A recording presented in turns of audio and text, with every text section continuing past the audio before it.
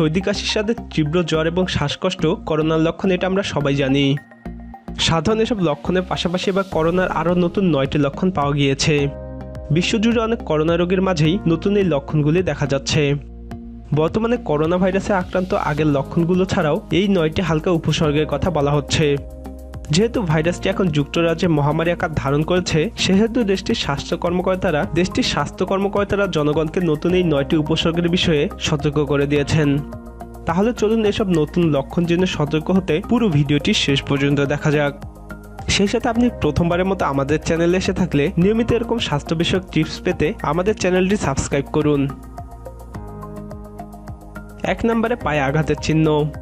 পায়েও দেখা দিতে পারে করোনায় আক্রান্ত হওয়ার চিহ্ন। পায়ের আঙ্গুলে আঘাত পাওয়ার পর যেমন অবস্থা দেখা দেয়, করোনায় আক্রান্ত হলেও তেমন আকার ধারণ করতে পারে। স্পেনের জেনারেল কাউন্সিল অফ অফিসিয়াল